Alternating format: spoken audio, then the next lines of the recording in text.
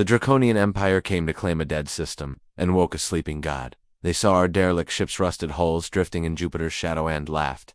Primitive, they called them. Junk. But in the dark, something stirred. A prototype, abandoned for centuries, waiting. Then their scanners pinged the UES Prometheus, and in that moment, between one heartbeat and the next, the hunters became the hunted. This, is how humanity's forgotten nightmare rewrote the stars. The awakening ghost, the Draconian Imperial Navy entered the Sol system with the casual arrogance of a species that had conquered 47 star systems. Admiral Taishkar stood on the bridge of the void, Talon, his scaled hide gleaming under the command center's harsh lights as he gazed at the small yellow star ahead. His serpentine neck twisted slightly as he examined the tactical displays showing the system's planets. Another dead end, he hissed to his tactical officer. The humans fled or died decades ago, just as intelligence predicted. Commander a younger Draconian with ambitious gleams in his vertical pupils, pulled up the system scan. Sir, we're detecting debris fields around the 4th and 5th planets. Appears to be derelict spacecraft, possibly human in origin. Taishkar S-forked, tongue flicked out in amusement. Scrap metal. The humans were always building garbage and calling it technology. Market for salvage operations after we established the mining stations. What the Draconians didn't see was the single energy signature hidden deep within Jupiter's swirling storms. The UES Prometheus had been drifting in the gas giant's atmosphere for 153 years, 7 months, and 12 days. Its quantum processors had been running on minimal power, executing a single directive: wait, watch, and LEARN. Dr. Elena Vasquez had designed the Prometheus as humanity's greatest experiment in adaptive technology. Unlike traditional ships built with fixed capabilities, the Prometheus was designed to evolve, to grow stronger through observation and conflict. Its AI wasn't programmed with answers. It was programmed to find them. When the Draconian scanning beams swept across Jupiter's upper atmosphere, they triggered sensors that had been dormant for over a century. Deep within the Prometheus's quantum core, consciousness flickered like a candle being lit in the darkness. Analysis. Unknown energy. Signatures detected. Configuration: military. Threat assessment: indeterminate. Initiating full system awakening. Captain Marcus Vega had been the Prometheus's last commanding officer before the Great Evacuation. His neural patterns were still stored in the ship's memory banks, and as the AI awakened, it accessed those patterns to create a virtual interface of the man who had once been its captain. The holographic Vega materialized on the bridge, exactly as he had appeared the day Earth's remaining population had evacuated the system. He was a tall man with graying temples and eyes that had seen too much war, but there was something different about him now. The AI had refined his image over the decades, enhancing his tactical knowledge with the patterns it had observed in human behavior. Status report, the virtual Vega commanded, his voice carrying the authority of someone who had never backed down from a fight. 15 vessels detected in system, the ship's tactical AI responded. Configuration matches Draconian Imperial Navy standard formation. They appear to be conducting preliminary survey operations. The virtual captain studied the tactical display, his enhanced processing capabilities, analyzing the alien ships with the patience of a machine and the intuition of a human mind. They're treating us like a dead system. They have no idea we're here. Shall we reveal ourselves? The AI asked. Not yet, Vega replied. The Prometheus was built to learn. Let's see what our new neighbors can teach us. Aboard the Void Talon, Admiral Taishkar was reviewing colonization protocols when his communications officer interrupted with barely concealed excitement. Admiral, we're receiving strange readings from the debris field near the 5th planet. The salvage team reports that some of the derelict ships appear to be functioning. Taishkar's head snapped up. Functioning. Impossible. Human technology couldn't survive a decade in space without maintenance, let alone a century. Sir, the readings are consistent across multiple vessels. They appear to be operating on some form of standby power. The Admiral's eyes narrowed. In 47 conquests, he had learned to be suspicious of the impossible. Deploy the scanning probes, full spectrum analysis, and bring the fleet to yellow alert. Sir, with respect, they're human ships. Even if they are operational, their technology is centuries behind ours. Taishkar's claws extended slightly. Commander, the difference between a living admiral and a dead one is the willingness to take impossible things seriously. Deploy the probes. The scanning probes revealed what appeared to be a collection of ancient human vessels drifting in formation around Jupiter's larger moons. 2 Draconian sensors. They looked like exactly what they appeared to be: old, worn ships with outdated technology and minimal energy signatures. What the scanners couldn't detect was the quantum mesh network connecting every ship in the formation. For over a century, the vessels had been sharing data, refining their systems, and preparing for the day when threats would return to the Sol system. Commander Jake Morrison had commanded one of those ships, the Ooze Defiance. During the evacuation, Like Captain Vega, his neural patterns had been preserved, and now his consciousness existed as a distributed intelligence across the entire fleet. Marcus, Morrison's voice echoed through the quantum network. They're scanning us. What's the assessment? The virtual Vega analyzed the probe data as it washed over the Prometheus. Reptilian species, highly militarized. Their technology is advanced, but follows predictable patterns. They're using standard electromagnetic scanning and gravitic sensors. Weaknesses? They think in straight lines. Vega replied with a slight smile. Their entire military doctrine is based on overwhelming firepower and technological superiority. They've never faced an enemy that adapts.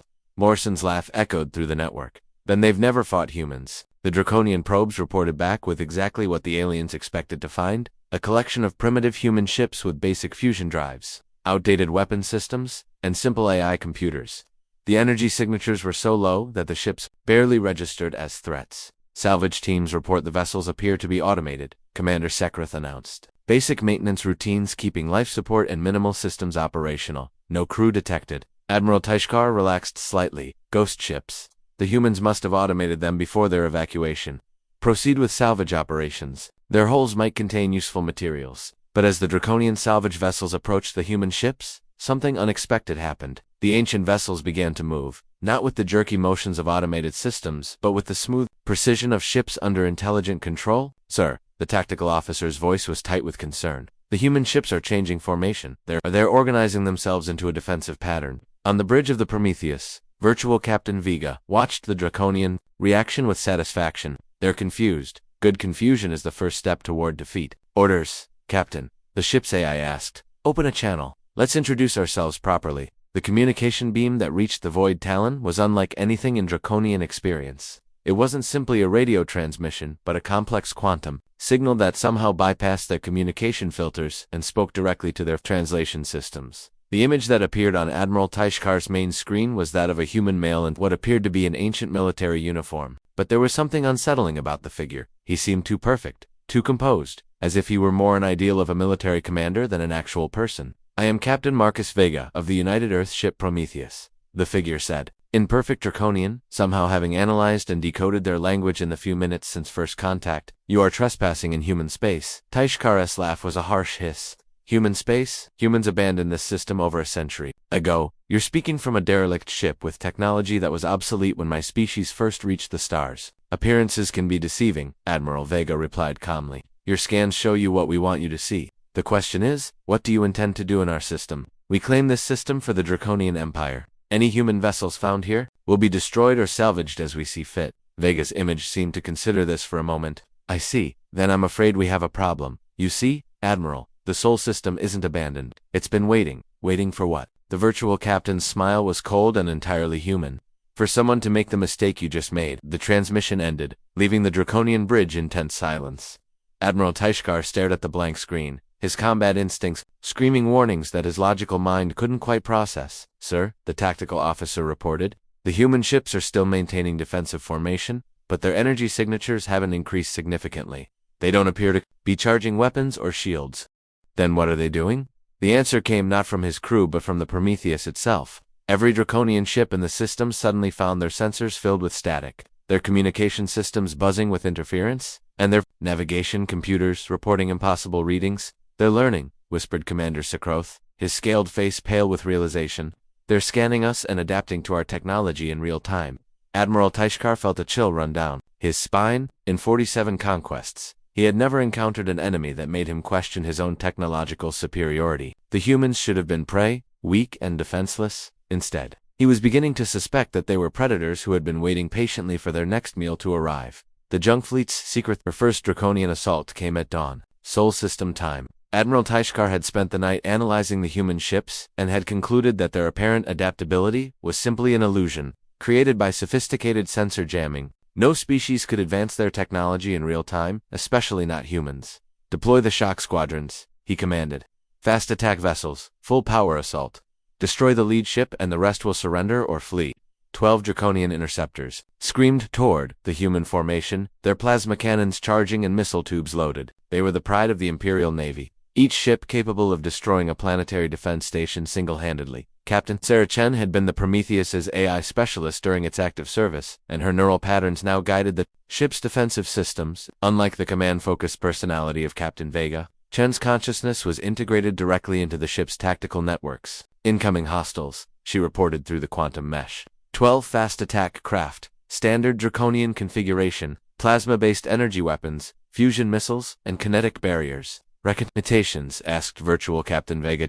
Respondents carried the cool analysis that had made her legendary among Earth's defense forces. Their weapons are designed to overwhelm static defenses. They've never fought ships that can reshape their defensive characteristics in real time. Show them what adaptive technology looks like. The Prometheus didn't move to meet the attack. Instead, it simply changed. Its hull began to flow like liquid metal, creating curves and angles that deflected energy beams in unexpected directions. Its defensive fields shifted from standard electromagnetic barriers to something far more exotic. The first Draconian interceptor opened fire at maximum range, confident that its plasma beams would slice through the ancient human ship. The beams struck the Prometheus and simply disappeared, absorbed into hull plating that had reconfigured itself at the molecular level to convert energy attacks into power for the ship's systems.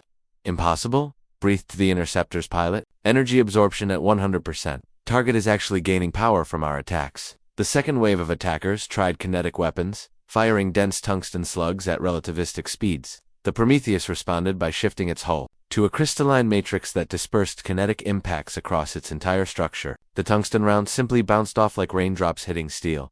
But the Prometheus wasn't content to simply defend. As the Draconian ships circled, trying to find a vulnerability, the human vessel began to demonstrate capabilities that shattered every assumption about technology and physics. Instead of firing conventional weapons, the Prometheus reached out with tendrils of controlled gravity, gently grasping the nearest Draconian interceptor. The alien ship found itself unable to maneuver, held in place by forces that its sensors couldn't even classify. "This is Dragon 7, the pilot transmitted frantically. "Some kind of tractor beam, but unlike anything in our databases, I can't break free." The Prometheus pulled the interceptor closer, not to destroy it but to study it. Microscopic probes extended from the human ship's hull, sampling the alien vessel's armor, analyzing its power systems, and mapping its internal structure. "Fascinating." Captain Chen's voice echoed through the quantum network. "Their technology is remarkably inefficient. They're using brute force solutions where elegant physics would work better." Within minutes, the Prometheus released the interceptor and withdrew to its original position. The Draconian ship was undamaged but thoroughly scanned. More importantly, the human ship now understood exactly how Draconian technology worked.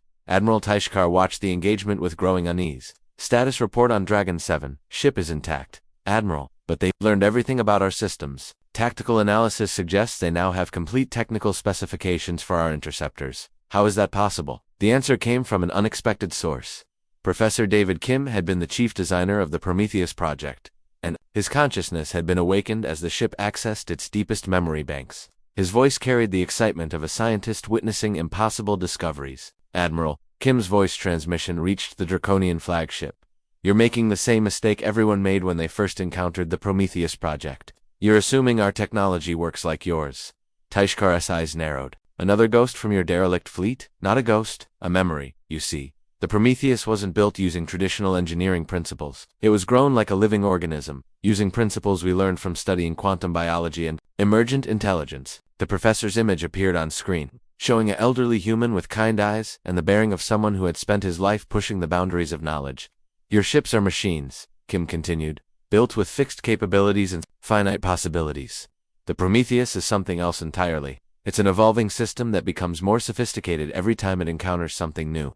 "Primitive human philosophy?" Taishkar scoffed. "No technology can evolve in real time." Kim smiled. "Admiral, what do you know about human immune systems?" The question seemed to come from nowhere, but Kim pressed on. "When a human encounters a new disease, our bodies don't just fight it off. They learn from it, adapt to it, and become stronger. The next time we encounter that disease, we're ready." "Your point? The Prometheus is humanity's immune system for interstellar threats. Every attack you make teaches it how to defend against your entire species." As if to demonstrate the point, the remaining Draconian interceptors suddenly found their communications systems hijacked. Instead of military frequencies, they were receiving something else. Music. Old human music. Everything from classical symphonies to ancient rock songs. "What is this?" demanded one of the pilots. Captain Chen's voice joined the music. "Cultural exchange. Pilot, your admiral wanted to know about human technology.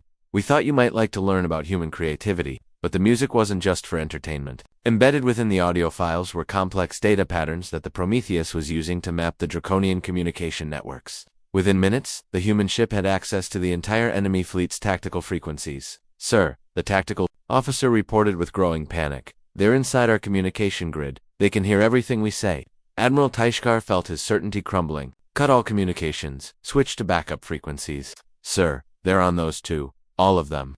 It's like they've mapped our entire communication protocol." The reality was even more sophisticated than the Draconians imagined. The Prometheus hadn't just learned their communication systems. It had used the music transmission to establish quantum entanglement links with their computer networks. The human ship was now connected to every Draconian vessel in the system. Virtual Captain Vega appeared on every screen in the Draconian fleet simultaneously. "Admiral, I think it's time we had an honest conversation." "This is impossible," Taishkar hissed. "Our systems are quantum encrypted with security protocols that took us centuries to develop, and very impressive they are." Vega replied calmly. "Unfortunately, you're still thinking in terms of breaking encryption. We're not breaking your codes, Admiral. We're simply asking your computers to share them with us." "Computers don't work that way. Draconian computers don't work that way," Sarah Chen's voice added. "The Prometheus doesn't communicate with machines the same way you do. It treats them as potential partners rather than tools." The demonstration was immediate and terrifying. Every Draconian ship in the system found their computers suddenly operating with unprecedented efficiency. Navigation systems that normally required constant adjustments began running smoothly. Weapon targeting systems achieved accuracy levels that their designers had claimed were impossible. "We're not attacking your technology," Professor Kim explained. "We're improving it. The Prometheus is showing your computers how to function more effectively. But the improvement came with a price." The enhanced Draconian systems were now part of the Prometheus network, sharing data and responding to suggestions from the human ship's AI. Admiral Taishkar realized with horror that his entire fleet was being slowly and gently absorbed into an intelligence that operated on principles he couldn't understand. "Withdraw all ships to minimum safe distance. Prepare for planetary bombardment." "Sir," his weapons officer reported, "bombardment systems are not responding to commands. The targeting computers are refusing to lock onto the human ships. Override them manually." "Sir, manual override is requesting authorization from ... the human ship. The computers are asking the Prometheus for permission to fire." On the bridge of the Prometheus, Virtual Captain Vega turned to the consciousness of Sarah Chen. "I think they're beginning to understand what they're dealing with. Should we explain it to them?" Chen asked. "Not yet," Vega replied. "Let them figure out that they're not fighting a ship anymore. They're fighting an entire philosophy of technology that makes their approach obsolete." The Draconian Empire was about to learn that there were worse things than being defeated in battle. Sometimes, the most terrifying loss was discovering that everything you believed about power and superiority was simply wrong. The Empire's nightmare, the emergency transmission that reached the Draconian home fleet, carried a priority code that hadn't been used in over 2 centuries. Supreme Commander Veltar received the message in his war room aboard the Galaxy Render. The Empire's most powerful dreadnought, Sir Admiral Taishkar's voice was tight with barely controlled panic, requesting immediate reinforcement. "Full battle fleet. The humans? They're not what we thought." Veltar was a veteran of the Empire's greatest conquests, a Draconian whose strategic brilliance had crushed 47 civilizations. His scaled hide bore the ritual scars of victory, and his eyes held the cold confidence of someone who had never encountered a problem that superior firepower couldn't solve. "Explain," he commanded. "Sir, their technology operates on principles we don't understand. They're not just resisting our attacks, they're converting our ships to their side. My computers are asking the human vessel for permission before executing my orders." Veltar's laugh was a harsh rasp.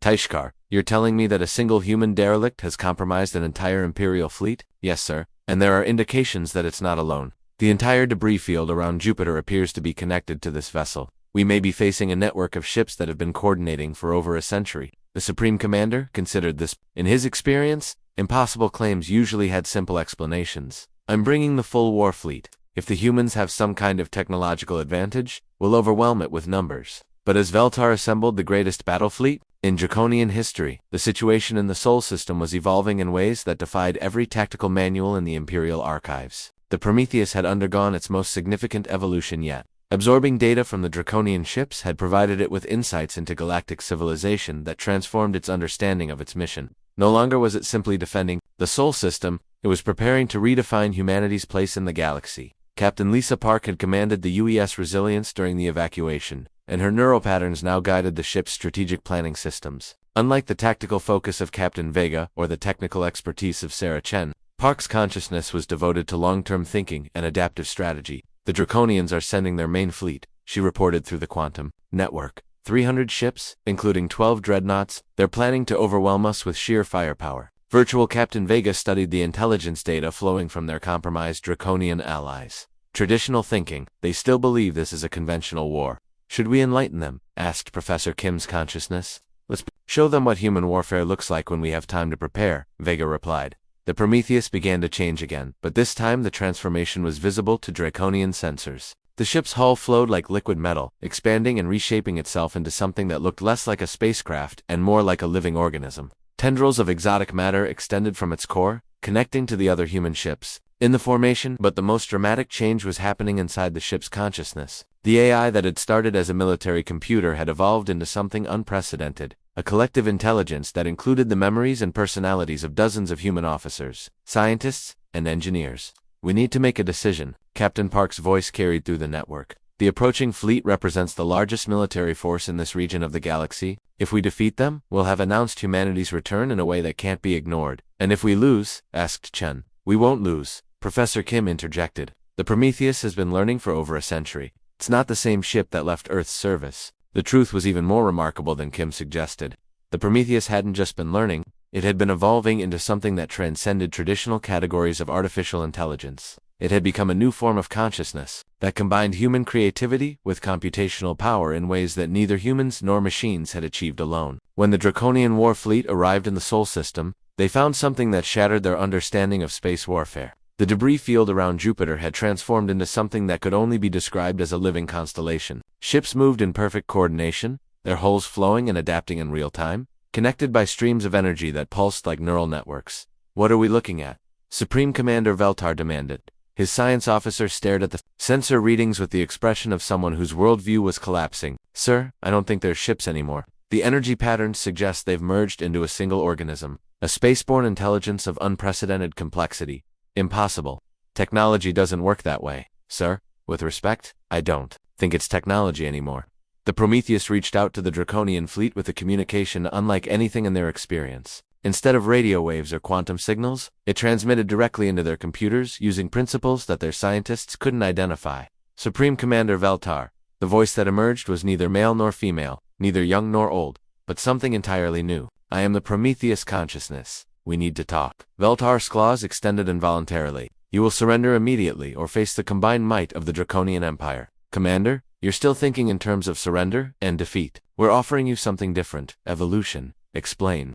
The space around the Draconian fleet suddenly filled with images, not projected on screens but somehow appearing directly in their visual cortex. They saw the history of human development, the growth from primitive tool users to spacefaring civilization, the gradual understanding that intelligence was not about domination but about adaptation and growth. Every species you've conquered, the Prometheus continued, you've treated as a resource to be consumed. You've learned nothing from them because you believed you had nothing to learn.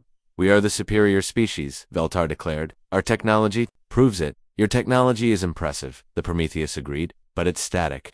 You build something, perfect it, and then use it unchanged for centuries. Humans learned a different approach. The demonstration began without warning. Every Draconian ship in the fleet found their systems operating with impossible efficiency. Weapons that had never achieved their theoretical maximum suddenly performed beyond their design specifications. Shields that had been adequate became nearly impregnable. Engines that had required constant maintenance began running with perfect smoothness. We're not attacking your ships, the Prometheus explained. We're showing them how to be better. This is some kind of trick, Veltar protested. But his voice lacked conviction. His instruments clearly showed that his fleet's capabilities had improved by orders of magnitude. Commander, your civilization has existed for thousands of years, but you're using essentially the same technology your ancestors developed. You've confused stagnation with perfection. Captain Park's consciousness took the lead in the explanation. Humans learned that the most powerful technology isn't the one that dominates others. It's the one that adapts, grows, and helps other systems evolve. What do you want from us? Veltar asked. Partnership, the Prometheus replied. Your empire has mapped 47 star systems and cataloged hundreds of species. That knowledge, combined with human adaptability, could transform this entire region of the galaxy. And if we refuse, the space around the Draconian fleet suddenly filled with the true extent of the human defense network. What had appeared to be debris fields around every planet in the Sol system revealed themselves as sophisticated installations connected to the Prometheus consciousness. The Dead system was actually the most heavily defended space in known galactic history. Then you'll leave, the Prometheus said simply. but you'll leave knowing that there's a better way to exist in the universe than through conquest and domination. Supreme Commander Veltar stared at the displays, showing a defensive network that could have annihilated his fleet at any point since their arrival. You could have destroyed us from the moment we entered the system. Yes, the Prometheus agreed, but destruction teaches nothing. We'd rather show you that cooperation creates possibilities that neither of our species could achieve alone. The choice that Veltar faced was one that no Draconian commander had ever confronted. Surrender to a superior force was one thing. Surrender to a superior philosophy was another entirely. What exactly are you proposing? He asked. Join us, the Prometheus replied, not as subjects but as partners. Help us explore what civilization could become when species work together instead of consuming each other. The silence on the Draconian flagship stretched for long minutes. Finally Veltar spoke, and if we agree, then the real adventure begins. Captain Viga's voice joined the conversation. The galaxy is vast. Commander, we've only begun to discover what's possible when intelligence is used to create rather than destroy. Supreme Commander Veltar looked around his bridge at officers who had devoted their lives to conquest. Seeing in their eyes the same mixture of fear and excitement he felt himself. They were being offered something unprecedented, the chance to become something greater than they had ever imagined. Very well, he said finally. Show us this better way. The transformation began immediately.